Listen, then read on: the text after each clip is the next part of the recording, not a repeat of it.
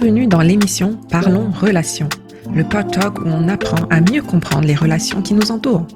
Dans cette émission, j'aurai l'occasion de vous partager mes découvertes et les discussions avec divers intervenants. Alors bonjour, bienvenue sur Parlons Relations. Aujourd'hui, nous avons un invité très spécial à mes yeux. C'est le pasteur Bertoli Gaspard, qui est mon pasteur de l'église La Mission. Alors, merci d'être avec nous pour ce sujet vraiment qui est important aux yeux de tout le monde, même si certains pensent que non. Mais c'est ça qu'on va essayer de d'élucider aujourd'hui, vraiment pourquoi il est important d'avoir une relation avec Dieu. Eh bien, je te remercie. Excuse-moi de te tutoyer parce qu'on se Ouais. connaît. Donc, je te remercie de m'avoir invité. Je salue également les abonnés qui nous écoutent. Super. Alors, on va commencer avec la première question, qui est pourquoi est-il important pour un être humain d'avoir une relation personnelle avec son Créateur? C'est une très, très bonne question dans la mesure où on comprend vraiment le fondement de la question et aussi de la réponse. Eh bien, je dirais que dans la perspective chrétienne, j'insiste vraiment dans la perspective chrétienne, l'être humain n'est pas seulement, ou du moins l'être humain n'est pas le fruit du hasard. Dans d'autres perspectives, on va dire que l'être humain, c'est le fruit du hasard, mais dans la perspective chrétienne, l'être humain n'est pas le fruit du hasard. La parole de Dieu nous dit que l'être humain, eh bien, il est une créature. Ça, c'est la première des choses. Une créature voulue par Dieu. Donc, si l'être humain est est voulu par Dieu, s'il est voulu par Dieu, eh bien, c'est-à-dire que Dieu initie une relation avec l'être humain. Donc, c'est une dimension fondamentale de l'existence humaine. Donc, pourquoi c'est très important? C'est parce que la parole de Dieu, qui est inspirée de Dieu, nous enseigne que l'être humain a été créé pour connaître Dieu. Je répète, l'être humain a été créé pour connaître Dieu. Non seulement pour connaître Dieu, mais aussi pour vivre en communion avec lui. Là, on voit vraiment l'importance de la relation. Cette relation-là a été initiée par Dieu dans un premier temps. Donc, l'être humain est voulu, a été créé pour connaître Dieu, pour être en communion avec lui et aussi refléter le caractère de Dieu. C'est important. Donc, lorsque cette relation existe, c'est une relation existentielle qui est spirituelle. Donc, lorsque cette relation existe, eh bien, elle va donner une orientation claire de la vie. Et cette orientation claire de la vie, eh bien, va nous éclairer. Voilà pourquoi c'est important d'avoir une relation avec Dieu, parce que ça nous éclaire, ça éclaire nos décisions, ça va éclairer également nos valeurs et notre compréhension du bien et du mal. Donc, la Bible aussi montre que cette relation ne repose pas simplement sur la religiosité, si vous voulez. Elle repose vraiment sur l'être. Donc, Dieu est un être transcendant. Donc, si c'est un être transcendant, c'est-à-dire qu'il nous dépasse, eh bien, c'est dire que nous sommes voulus par Dieu, nous sommes des êtres aimés par Dieu. Donc, c'est d'où l'importance. Et on connaît aussi notre mandat, on connaît aussi notre avenir dans une certaine mesure. Lorsque je fais mention de notre avenir, c'est pas toutes les dimensions de l'avenir, mais on sait que nous sommes en sécurité avec Dieu. D'où l'importance d'avoir cette relation avec Dieu. Totalement. Puis, tu viens de dire, Dieu est un être. C'est souvent, certaines personnes voient Dieu comme quelque chose de théorique, quelque chose de lointain, mais c'est un être vivant avec nous. Il est là en permanence. Absolument, parce que on nous a lancé l'idée que c'est un être impersonnel, c'est un concept. Pour certains, Dieu n'est, c'est uniquement un concept. Mm. Et malencontreusement, même des gens qui prétendent avoir une relation avec Dieu ou bien pensent avoir une relation avec Dieu, mais ne connaissent pas vraiment la dimension ontologique. Ontologique veut dire la science de l'être, la Mhm. dimension de l'être. Mhm. Donc pour Mhm. eux, Dieu est un concept, c'est quelque chose d'aride, de lointain. Donc lorsque on a cette vision-là, mais on n'arrive pas vraiment à communier avec Dieu, à rentrer Mhm. en relation avec Dieu, et qui dit relation aussi dit communication aussi. Donc, Ouais, on n'arrive pas à communiquer avec Dieu. ouais, ouais, ouais. Certaines fois, notre communication va ressembler à du monologue. Hein. On Mhm. parle, Mhm. mais sans... Écoute pas. C'est ça, on n'écoute pas. On parle sans écouter et on parle pour parler tout simplement. Mhm. Tandis que lorsqu'on conçoit et on comprend que Dieu est un être Mhm. à part entière, Mhm. mais lorsqu'on lui parle, on sent cette relation, C'est on sent ça. cette écoute et on va écouter aussi Ouais, ce ouais, que ouais. Dieu veut nous dire. D'où l'importance de cette relation. Et ça, bon, c'est pas le sujet d'aujourd'hui, mais je vais un peu ouvrir la porte. J'avais écouté à un moment donné, je sais plus si c'était un podcast ou quelque chose, où la personne disait, mais Jésus, quand il prenait le temps de prier, de prendre le temps avec avec Dieu, ben, il pouvait passer des heures. Pourquoi? Parce qu'il était en discussion. Voilà. Il pouvait raconter Mhm. chaque minute de sa journée. Voilà, cette personne, j'ai rencontré cette personne, voici ce qui s'est passé et tout. Puis il y a un échange qui se fait. Donc, combien de fois nous, on pourrait avoir ce dialogue-là en permanence avec notre Dieu? Et ce serait facile parce qu'il y en a ils vont, ah, mais je sais pas quoi dire.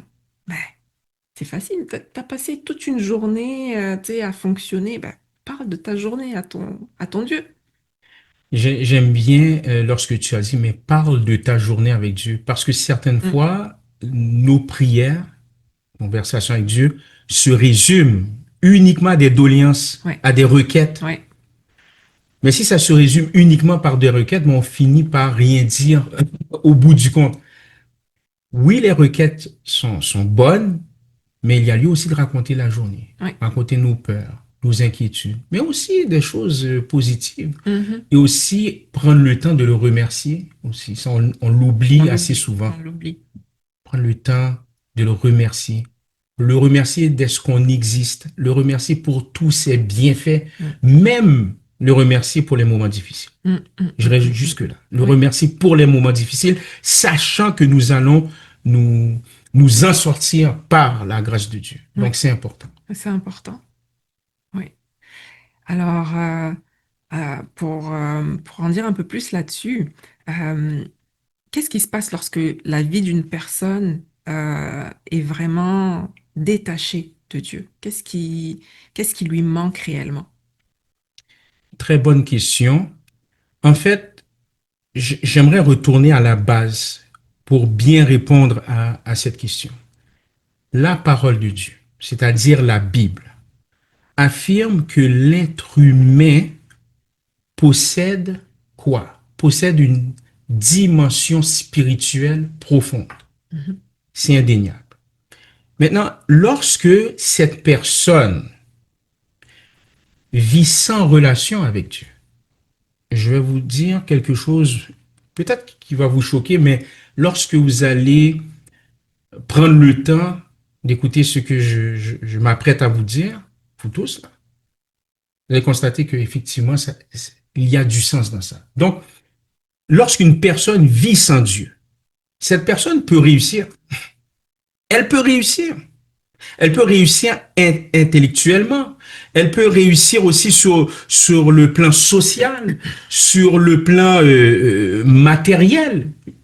Je suis sûr que tu connais des gens qui ne connaissent pas Dieu, mais Mhm. qui réussissent, Oui, tout à fait. qui réussissent dans leur vie. Mais il y a même une parole qui le dit. Il pleuvra sur tout le monde. Voilà.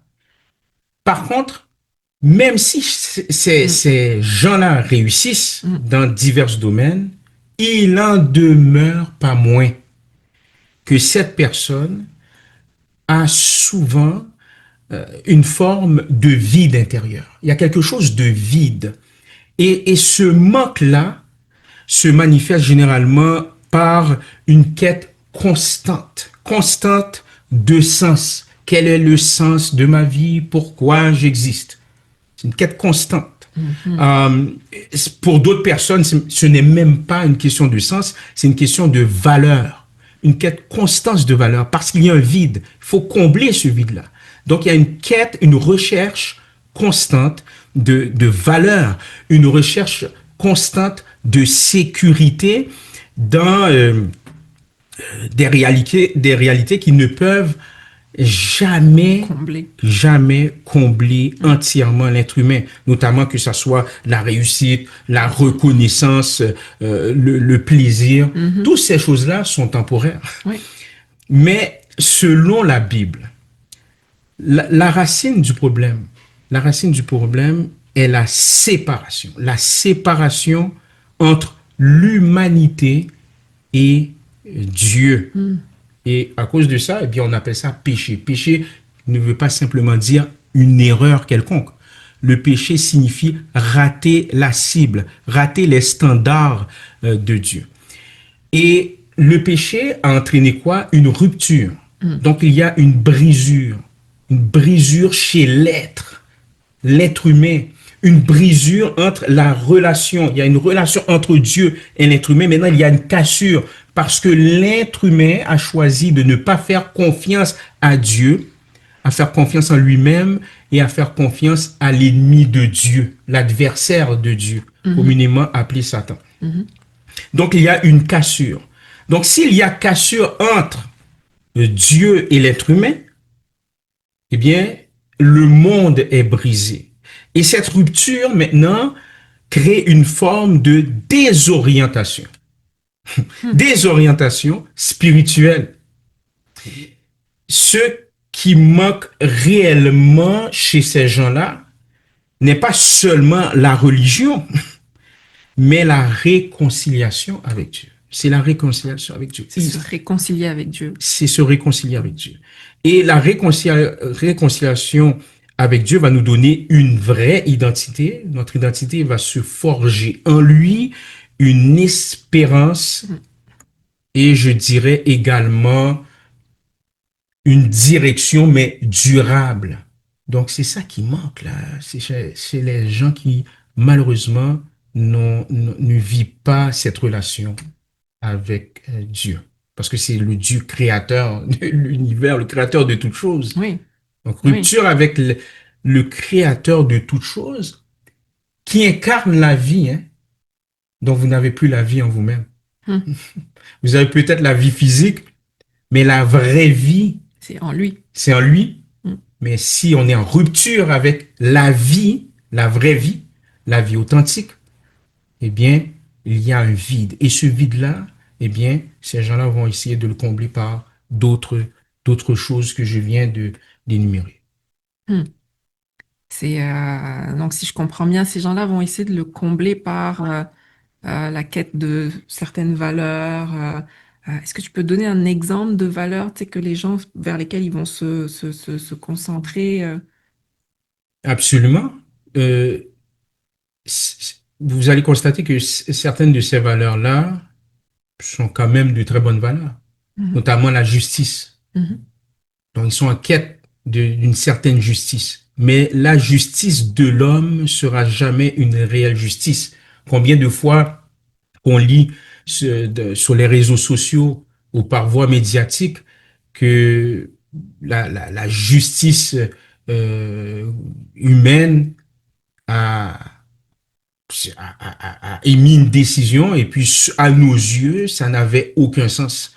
Donc, il y a une quête de justice. On entend souvent égalité, une quête d'égalité, d'équité, la quête du droit du territoire. Donc, certaines personnes se sentent menacées par l'immigration.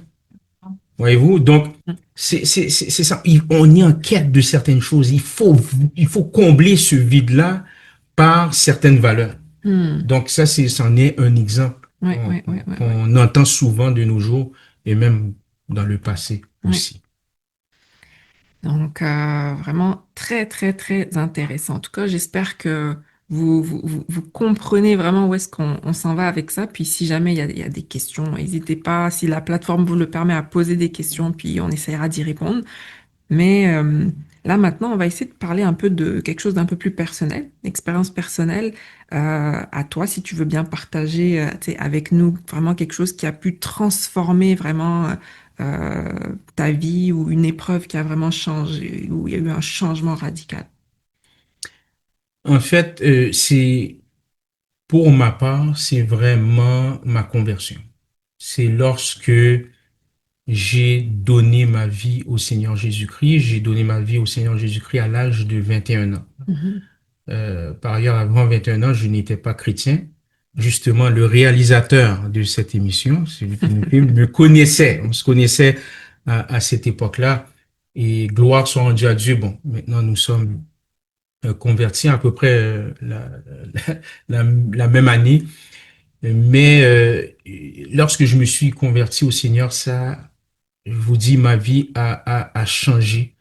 Mon parcours a changé. Ma relation avec Dieu a transformé, en fait, trois aspects essentiels de ma vie, notamment la perspective de la vie. mhm, Ma perspective a changé dans un premier temps.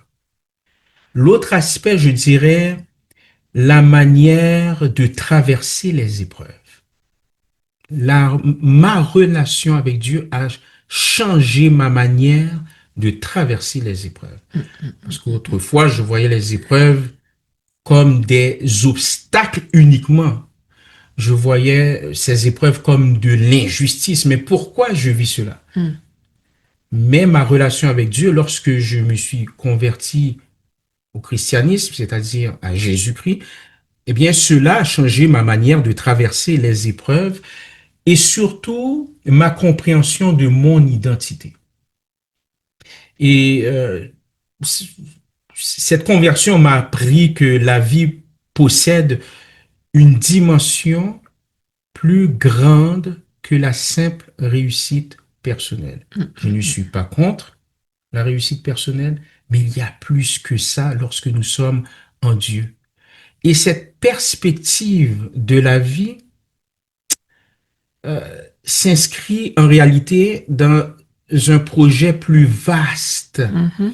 C'est-à-dire, c'est un projet que Dieu poursuit dans la société, dans le monde réellement. Ouais, ouais, ouais. Donc, je ne pense pas à moi-même uniquement, mais au projet de Dieu. Je rentre dans le projet de Dieu. Je suis participant du projet de Dieu. Donc, c'est la perspective de la vie. En fait, Cindy, ça signifie que la vie ne se limite pas, comment dirais-je, à réussir personnellement. Encore une Mhm. fois, je n'ai rien contre la réussite. C'est pas ça que je dis. Mais ça ne se limite pas uniquement à la réussite personnelle, mais à faire partie de ce que Dieu est en train de faire dans le monde. Donc Ouais, la ouais, ouais, ouais, perspective de la vie. ouais. Ouais. Ensuite, je vous ai parlé aussi de ma manière de traverser Les épreuves. les épreuves. Les épreuves ne sont pas uniquement des obstacles. Hein. Je disais d'entrée de jeu que à l'époque, lorsque je ne connaissais pas le Seigneur, je voyais les épreuves uniquement soit comme de l'injustice ou bien des obstacles. Mais pourquoi je vis ça? Qu'est-ce que j'ai fait de mal, etc. N'est-ce pas? Mais la foi en Jésus-Christ, ma foi en Jésus-Christ, je vous dis, ça m'a vraiment changé. Ma foi en Jésus-Christ m'a apporté une perspective différente. C'est-à-dire que les difficultés, les épreuves ne sont plus seulement des obstacles, Mhm. mais ça devient en fait des lieux de croissance, des lieux de croissance où Dieu maintenant façonne le caractère, façonne la confiance.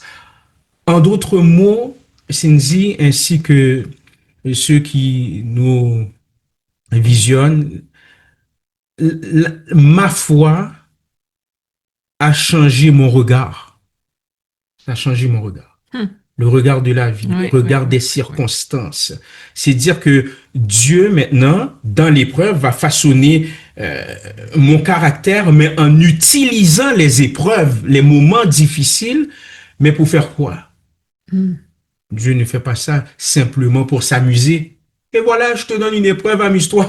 C'est pas comme ça que ça fonctionne. C'est pour transformer progressivement notre manière de penser. Donc, ça m'a aidé à changer progressivement, pas de manière instantanée, dis-je, ma manière de penser, ma manière d'agir et surtout ma manière d'aimer. Hmm. C'est incroyable, surtout ma manière d'aimer. Ouais, ouais, ouais. Parce qu'il fut un temps, lorsque je n'étais pas converti, pour des raisons personnelles, notamment bon, la séparation de mes parents, à l'époque, je ne l'avais jamais accepté. Hmm. Ça a créé des séquelles. Donc, avant de connaître Dieu, oui, j'étais un bon vivant, quelqu'un qui aime blaguer, qui aime parler, tout ça, etc., qui aime fêter, mais j'avais une colère en moi. Donc, j'étais Mhm. quelqu'un d'extrêmement colérique, Hmm. je m'énervais facilement. Mais nous étions un groupe à l'époque, là, avec le réalisateur, nous étions dans un groupe, on m'a même donné un nom à l'époque, on m'appelait l'incroyable Hulk. Oi, oi, oi, Donc, oi, oi, oi, si oi. vous ne connaissez pas l'incroyable Hulk, allez faire vos recherches, vous allez voir, vous allez comprendre. L'incroyable Hulk, on À ce m'appelait, point. à Oh. ce point. Hein, l'incroyable Hulk, hein, un anti-héros, n'est-ce pas, un scientifique à partir du moment qu'il y a quelque chose qui l'énerve parce qu'il a été frappé par des rayons gamma, maintenant devient un monstre vert. Mhm. Donc, Mhm. on m'appelait comme ça. Mais la conversion, ma relation avec Dieu, et ça c'est une expérience qui m'a profondément touché, eh bien m'a donné une nouvelle perspective. Hmm. Euh, comment gérer mes émotions, notamment. Wow. J'ai beaucoup de personnes colériques à te présenter. Amenez-les-moi, il n'y a pas de souci. Vraiment. Ouais, parce que c'est vraiment intéressant de voir que c'est pas quelque chose qui t'appartenait. Donc, tu l'as vraiment déposé, le Seigneur a transformé ça, puis pour que tu puisses faire ressortir son caractère à lui beaucoup plus. Totalement. Et lorsque j'ai connu, bon, je me suis converti, tout d'un coup, il y avait plusieurs événements Pour tester ta colère. pour tester ma colère. Justement, Ouais. plusieurs événements. Oui, certes, je tombais, je récidivais, Mhm. mais je me relevais. Et j'avais des gens dans mon entourage pour m'encourager. Mhm. M'encourager, ils ne me jugeaient pas Mm, mm, parce qu'ils mm, savaient d'où je venais. ouais. Donc, ils m'encourageaient avec amour, avec patience et aussi. Waouh, c'est merveilleux. C'est merveilleux vraiment, là, parce que euh, le Seigneur est bon. Il y a beaucoup de personnes colériques qui pensent qu'ils sont comme ça, Mhm, qui pensent que c'est, bah écoute, je suis comme ça, tu m'acceptes comme ça. Bah non, Dieu t'a pas créé comme ça. mhm. C'est, ton Créateur peut faire les choses autrement pour toi. Tout à fait, tout à fait. Ouais. Parce que ça m'amène au point sur l'identité. Mhm, Ça mhm. a changé ma manière de voir les choses. J'ai aimé l'exemple. Effectivement, on connaît tous des gens qui nous disent, écoutez, je suis comme ça. Ouais. Et puis, c'est tout. Arrange-toi. Arrange-toi avec ça. Hein? Arrange-toi avec ça. Ouais. Mais on oublie souvent que le- la parole de Dieu, l'Esprit de Dieu, la parole de Dieu change aussi sur le plan de l'identité. C'est quelque chose qu'on oublie le Mm, plus mm, mm, souvent mm, mm, mm. parce que Dieu, par l'entremise de Jésus-Christ, il nous a enseigné que la valeur d'une personne ne dépend pas uniquement de ses performances Mm, ou du regard des autres. mm, mm, mm, mm, mm, mm. Elle repose sur le fait d'être connu par Dieu. Hmm. C'est d'être connu par Dieu et ça devient une conviction. Ça devient une conviction. Et cette conviction d'être connu par Dieu, eh bien, ça apporte une stabilité intérieure, une stabilité spirituelle que peu d'autres choses peuvent offrir. Mhm. Sur le plan personnel, je dois être honnête sur ce plan-là. Personnellement, je n'ai jamais eu à lutter pour chercher la reconnaissance. Quand je ne connaissais pas Dieu, Mhm. je n'avais pas cette lutte-là. Parce que, en réalité, j'ai été élevé dans un environnement. Mes parents étaient des chrétiens de nom, des chrétiens nominaux. Ils n'étaient pas hyper spirituels à l'époque, là. Mhm. Mhm. J'ai été élevé dans un environnement où mes parents m'ont appris à me faire respecter. Ils me disaient ça depuis j'étais à la garderie, Mhm. à Mhm. bas âge, hein, à me faire respecter, à agir avec dignité. Mhm. Il reste néanmoins que le fait d'être reconnu par Dieu, pour moi, constitue pour moi, sincèrement, un privilège. Vraiment. Malgré que je ne luttais pas avec ça, mais sachant que, waouh, hey, Dieu me reconnaît. Pour moi, ça constitue un privilège et une grâce supplémentaire. Mhm. Donc, Mhm. je n'ai pas à chercher de la reconnaissance, quoique je ne luttais pas avec ça. Mais pour des gens qui luttent avec ça, mais lorsque ces gens-là sont conscients, conscients qu'ils sont reconnus par Dieu, mais ça constitue une grâce supplémentaire. Pourquoi? Tu es Ouais. connu par Dieu. C'est Dieu lui-même, celui qui a créé les cieux et la terre, qui t'a donné le souffle de la vie, Mhm. te dit, je te connais, tu es mon enfant. Ça Mhm. change notre façon de voir les choses et surtout notre identité. Donc, notre identité est en lui et Mhm. pas entre Mhm. Mhm. dans qu'est-ce que je fais ou mes exploits ou etc. Mhm. Ouais. C'est ce que lui, il dit de nous qui est important. Absolument. Et quand on s'accroche à ça, c'est pas facile d'être ébranlé. Quand on Mhm. s'accroche à ce que lui dit de nous. Et, on, et là, le statut social n'a aucune importance, euh, les, les biens matériels n'ont aucune importance parce que c'est lui qui est important. Voilà, Cette relation-là avec lui est importante pour nous et sa grâce nous suffit. exactement.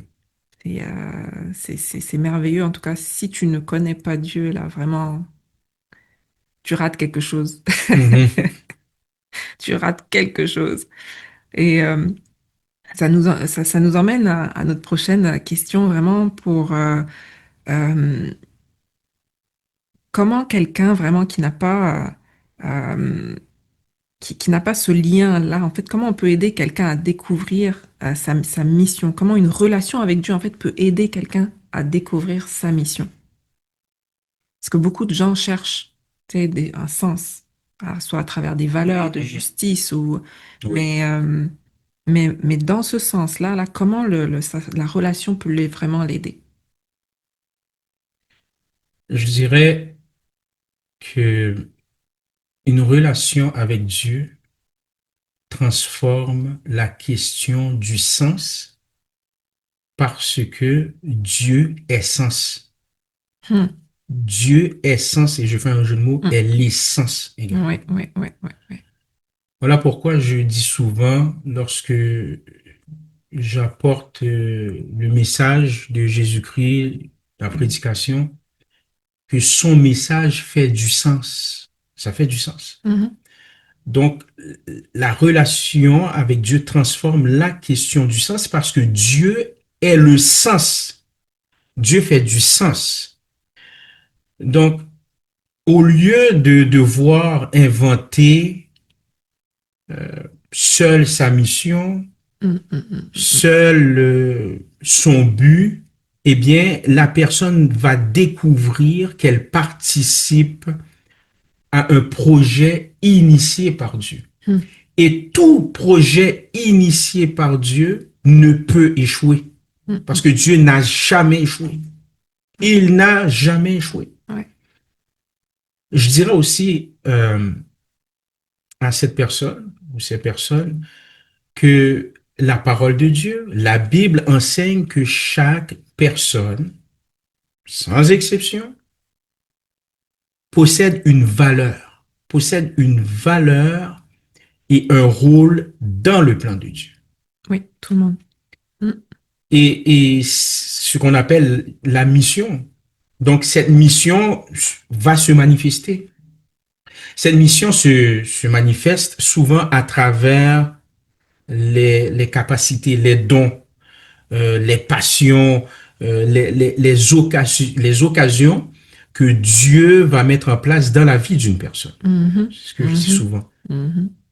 Je dirais aussi que la relation avec Dieu va euh, permettre, va permettre d'aligner justement ces capacités que Dieu donne, aligner les choix avec un but plus grand, plus grand. Mhm.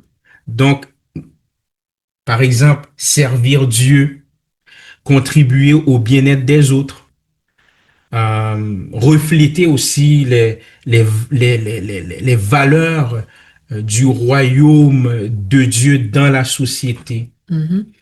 Donc, c'est ça. Et ça, ça nous amène bien sûr à la vocation, parce que la vocation ne se limite pas à, à, à un métier, tout simplement. Hein. Lorsqu'on parle de vocation de nos jours, Ouais, ouais, ouais, ouais, on ouais. parle de métier, mais ça ne Mm. se limite pas uniquement au métier. Mhm. Cette vocation maintenant va devenir une manière de vivre Mm. Mm. qui donne une cohérence à la direction, la direction à l'ensemble de la vie. C'est ce que je dirais. Ouais, ouais, ouais, ouais, ouais. Non, ça fait beaucoup de sens. Puis, tu sais, tu mentionnais un peu plus tôt, tu sais, que chacun de nous a une mission dans le Oui, royaume de Dieu. Et parce que quelque part, on est tous liés, oui, un peu comme le corps humain. Il y mhm, en a qui sont il y a les yeux, il y a le nez. Tous nos membres travaillent ensemble oui, pour quelque chose. Et dans le corps de Christ, si on veut, dans le royaume de Dieu, chacun a son rôle tout à fait. qu'il doit découvrir, évidemment. Là, si je prends mon exemple, par exemple, c'est une lutte que moi j'ai eue plutôt plus jeune, c'était vraiment la timidité, de le parler en public, mais savoir m'exprimer avec les gens. Puis là, le Seigneur m'a permis d'avoir plus de confiance en moi. Plusieurs événements se sont mis, tu sais, en place pour que je puisse utiliser cette voix-là que à l'époque, je détestais entendre ma voix. C'était quelque chose, pour moi, c'est comme, ah non, non, non, Mhm. c'est pas intéressant, non, je n'aimais pas. Mais c'est pas pour moi, c'est pour les autres. Donc, toutes ces peurs qu'on peut avoir souvent, ou des dons ou des talents qu'on nous a donnés, que Dieu nous a donnés, c'est pas pour nous, c'est pour servir d'autres. Voilà, Donc là, à partir de ce moment-là où on change cette perspective-là, qu'on dit on le fait pour Dieu, bah, la peur disparaît. Parce que tu le fais pour la gloire de Dieu exactement. et pas pour toi. Pas parce que tu veux te cacher ou non. Non. Mhm. Ouais. Ah là là, c'est passionnant. On pourrait en parler des heures, hein. Oui, oui, définitivement. Ah, j'en viens à la dernière question. La dernière question, pour quelqu'un qui n'a jamais vraiment développé sa relation avec Dieu, quel serait donc le premier pas concret pour commencer cette relation-là? Je dirais le premier pas concret, c'est l'ouverture. Je dirais ça. Donc, un pas vers l'ouverture et une recherche sincère. Parce que, encore une fois, Dieu, par l'entremise de Jésus-Christ, nous invite, je dirais même plus, invite chaque personne à reconnaître son besoin spirituel. Aujourd'hui, nous le constatons. Nous le constatons. Je ne dirais pas qu'il y a un réveil, quoique je crois au réveil spirituel, Mhm. mais je constate un renouveau, un intérêt, où les gens, justement, re- reconnaissent leurs besoins spirituels et reconnaissent également de se tourner vers Jésus-Christ, vers Dieu, mais avec une honnêteté. Donc, je dirais d'être ouvert dans un premier temps et une recherche sincère. Et ça peut commencer par des actions très, très simples. Premièrement, chercher à connaître le message biblique. Qu'est-ce que la Bible dit? Mhm. C'est quoi? Qu'est-ce que Dieu dit à travers sa parole? Ensuite, s'adresser à Dieu. Nous l'avions, nous avions discuté de ça tantôt. Donc, hey, tu peux t'adresser à Dieu. C'est Ouais. un être. Ce n'est pas un concept. Non. Donc, s'adresser à Dieu. Je me souviens lorsque je m'étais converti, c'était un peu bizarre pour moi Mhm. de m'adresser à Dieu. Parce que j'ai vu de mauvais exemples, hein, des gens qui prient pour rien dire, mais au fond, c'est simplement pour épater la galerie. Mhm. Alors, moi, je me dis, est-ce que c'est une prière? Parce que moi, je ne parle pas comme ça. Vous comprenez? Donc, il y a c'est ça. Donc, c'est s'adresser à Dieu. Mhm. Hein, comme nous l'avions dit d'entrée de jeu, de parler de ta journée, Mhm. de tes préoccupations, etc. Donc, c'est ça, par des actions concrètes. Donc, premièrement, qu'est-ce que la Bible dit? On l'invite à lire la Bible. Bon, bien entendu, ceux qui connaissent bien la Bible, n'invitez pas vos amis à lire Lévitique. Donc, s'il vous plaît, En passant, quand j'ai commencé à lire la Bible, tu sais quel livre j'ai lu en premier? quel livre? Apocalypse. Oh mon Dieu. Non, Ne faites pas non, ça, ne s'il vous faites pas plaît. ça. Ne faites pas ça. On invite les gens à lire les évangiles, donc Ouais. c'est-à-dire le message de Jésus-Christ. Moi, personnellement, j'invite les gens à lire Luc, parce que Luc était un médecin, mais qui a fait montre d'un historien. Mhm. Donc, Luc, c'est écrit, c'est très terre à terre lorsqu'on lit l'évangile de Luc, l'évangile de Matthieu également, c'est très Mhm. terre à terre. Et pour les plus spirituels, allez vers Jean. Donc, les vers Jean, c'est très spiritualisé. C'est un langage très divin. Jean veut démontrer que Jésus-Christ est le divin. Mais Mhm. bref, c'est vraiment chercher à savoir qu'est-ce que la Bible dit. Ensuite de ça, s'adresser à Dieu. Et dans ces deux aspects-là, c'est de découvrir qui est Jésus-Christ. Et je dirais aussi d'intégrer une église locale. C'est important pour la croissance spirituelle. C'est important également pour mettre ses dons en pratique Mhm. aussi. Mhm. Euh, parce que Jésus-Christ, il est au centre de la foi chrétienne. Et je dis tout le temps, de toute façon, ce que je vais te dire, qu'est-ce que je vais vous dire, c'est inspiré de la parole de Dieu, de la Bible. La relation avec Dieu devient possible lorsqu'on place sa confiance en Jésus-Christ. Vraiment, ça devient possible lorsqu'on met toute notre confiance en Jésus-Christ pour le pardon de nos péchés et pour la réconciliation aussi avec Dieu. Mhm. Et à partir de ce moment, eh bien, la relation avec Dieu commence à se développer. Donc, on commence à grandir, à maturer sur le plan spirituel. Cette relation se développe comme toute relation là, vivante. Ça se développe. Mhm. Ça se développe comment? Ben, par la connaissance. Par la connaissance, par la confiance, par une croissance spirituelle aussi. Donc, tout ça pour vous dire, cherche Dieu sincèrement Mhm. et aie cette ouverture d'esprit. Merci beaucoup. Vraiment, cherchons Dieu, c'est important. C'est, il y a une analogie que j'aime souvent utiliser, c'est celle du téléphone portable. Téléphone portable que tout le monde a. Tout le monde recharge son téléphone chaque jour pour que tu puisses avoir accès à tes contacts en cas d'urgence ou pour communiquer une information. Et pour moi, Dieu, c'est ça, c'est ma source, c'est ma source de tous les jours. Faut que je me connecte à lui chaque jour pour me sentir vivante. Et et je me demande, mais comment ceux qui n'ont pas cette connexion-là font? C'est, c'est, c'est, c'est, c'est quelque chose que j'ai depuis quelques années maintenant et je me dis, je pourrais plus faire sans ça. C'est impossible. J'ai besoin de lui tous les jours. Si tu me permets, euh, j'ai eu la même réflexion tout dernièrement.